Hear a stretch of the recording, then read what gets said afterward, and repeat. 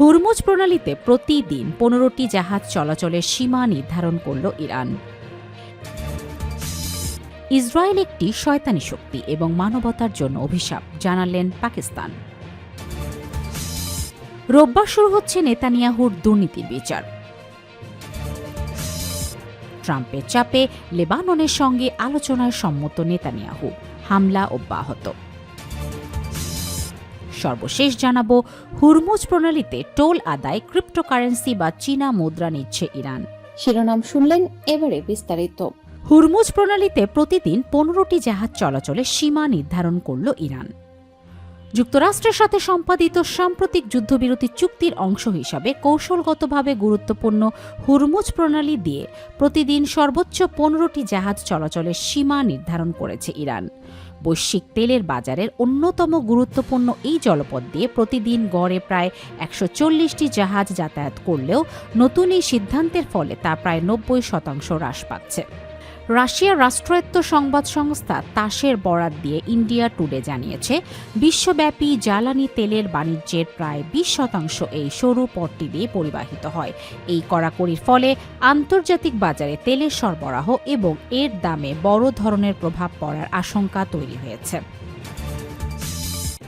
Israel একটি শয়তানি শক্তি এবং মানবতার জন্য অভিশাপ, বলল পাকিস্তান। লেবাননে ইসরায়েলি বাহিনীর ভয়াবহ বিমান হামলার প্রতিক্রিয়ায় পাকিস্তানের প্রতিরক্ষামন্ত্রী খাজা মোহাম্মদ আসিফের কঠোর মন্তব্যের তীব্র নিন্দা জানিয়েছে ইসরায়েলি প্রধানমন্ত্রী বেনিয়ামিন নেতানিয়াহুর দপ্তর।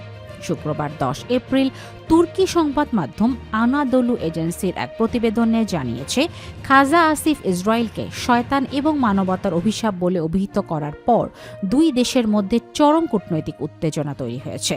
ইসলামাবাদে যখন একটি শান্তি আলোচনার প্রস্তুতি চলছে, তখন পাকিস্তানের একজন শীর্ষ মন্ত্রীর এমন আক্রমণাত্মক অবস্থানকে ইসরায়েল তাদের রাষ্ট্র ধ্বংসের উস্কানি হিসাবে বর্ণনা করেছে।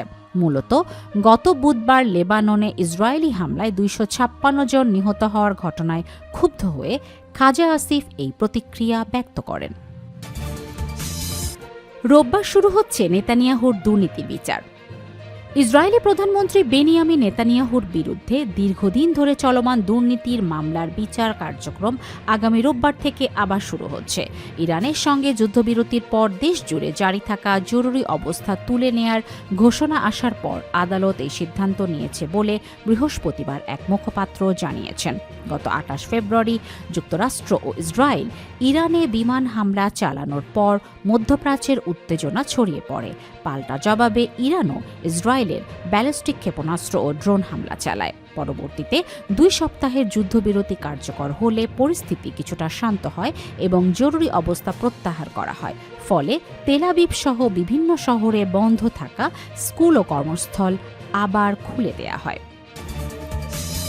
ট্রাম্পের চাপে লেবাননের সঙ্গে আলোচনায় সম্মত নেতানিয়াহু, হামলা অব্যাহত। মার্কিন প্রেসিডেন্ট ডোনাল্ড ট্রাম্পের চাপের পর লেবাননের সঙ্গে সরাসরি আলোচনায় বসার সিদ্ধান্ত নিয়েছে ইসরায়েলি প্রধানমন্ত্রী বেনিয়ামিন নেতানিয়াহু। যুক্তরাষ্ট্রের এক কর্মকর্তার সংবাদ মাধ্যম সিএনএনকে এই তথ্য জানিয়েছে।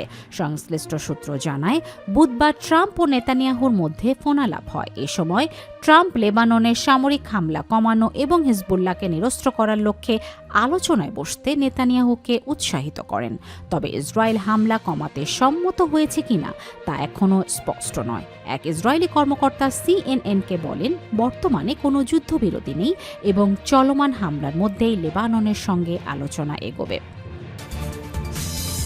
হুরমুজ প্রণালীতে টোল আদায়, ক্রিপ্টোকারেন্সি বা চীনা মুদ্রা নিচ্ছে ইরান।